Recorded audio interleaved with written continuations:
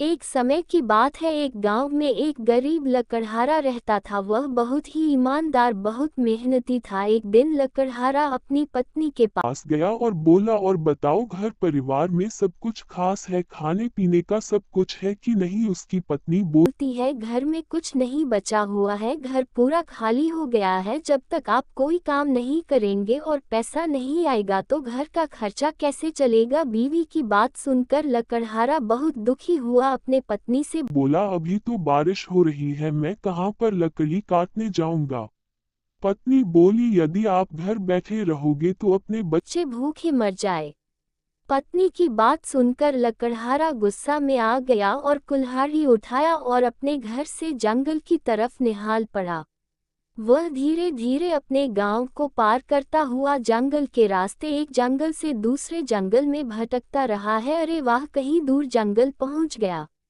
वह जंगल पहुंचकर अपनी कुल्हाड़ी निकाला और लकड़ी काटने लगा। वह काफी देर तक लकड़ी काटा, थक गया, फिर कुछ देर आराम किया, लकड़ी को काटा। जो लकड़ी काटा हुआ था उस लकड़ी को इकट्ठा किया, सारी लकड़ी को इकट्ठा का वह अपने सर पर लेकर घर की तरफ निकल पड़ा। वही या का दिन प्रतिदिन करता रहा और लकड़ी को बाजार ले जाकर बेचकर अपने घर का राशन पानी कपड़े लाता, जिससे घर वाले बहुत खुश रहते थे। एक दिन की बात है, वह लकड़हारा अपनी कुल्हाड़ी उठाकर जंगल की तरह निकल पड़ा।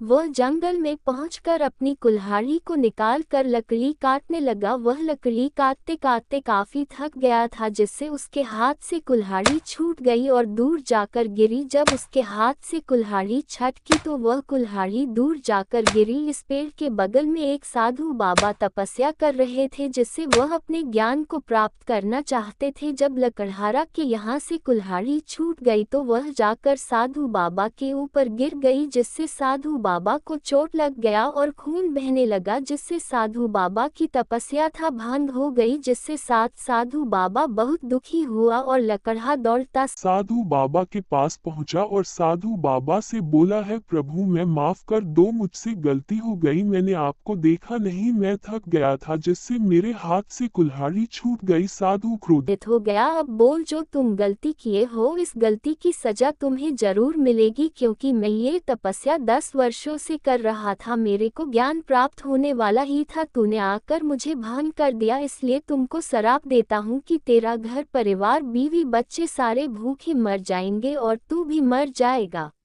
किस साधु की बात सुनकर तेजी तेजी से रोने लगा, बोला, प्रभु माफ कर दो, और साधु या बातें बोलकर वहां से चला गया। किसान रोता हुआ अपने बीवी के पास आया और जंगल की सारी बातें बताई। बच्चे उसको बोली, हम तो गलती किए ही हैं, तो वह साधु बाबा सजा तो देगा ही। लकड़हारे अपनी बीवी की बात सुनकर और दुखी हुआ, वह जाकर नदी के किनारे खड़े होकर तेजी तेजी से रोने लगा कि मेरी वजह से मेरा घर परिवार बर्बाद हो जाएगा, और तेरी तेजी रोने लगा। तभी नदी से एक जलपरी आ गई और लकड़हारा के सामने प्रकट हो गई और बोली, तुम दुखी क्यों हो, क्या समस्या है, हमें बताओ, हम तुम्हारी समस्या का समाधान करेंगे। किसान बोला, है परी देवी, मैं जंगल में लकड़ी काटने गया था, मेरे हाथ से कुल्हाड़ी छूट गई और कुल्हाड़ी जाकर एक साधु बाबा को लग गई, जिससे साधु बाबा की तपस्या भंग हो गया, उन्होंने मुझे श्राप दे दिया।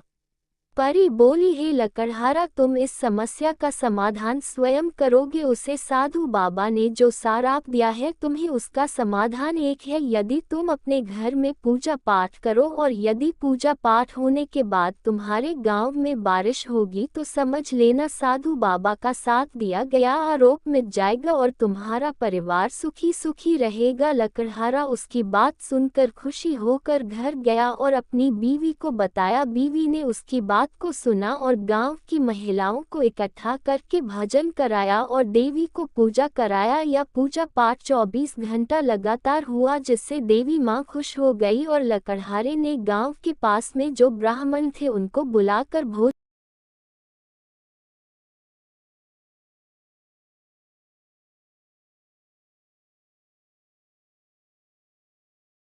भोजन कराया और उनका धन दौलत दिया विदाई के रूप में, और ब्राह्मण आशीर्वाद देते हुए अपने अपने घर चले गए। कुछ समय बिता और गांव में बादल छा गए और कुछ ही घंटे में काफी जोर जोर से बारिश होने लगी, जिससे गांव वाले खुश हो गए और वाला कहरा भी खुश हो गया और उसे कहीं भी परी का बात सत्य हो गया, जिससे लकड़हारा अपने घर परिवार में अपनी बीवी बच्चों के साथ खुशी खुशी अपना जीवन व्यतीत करने लगा और सुबह होते ही लकड़ी काटने के लिए जंगल की तरह निकल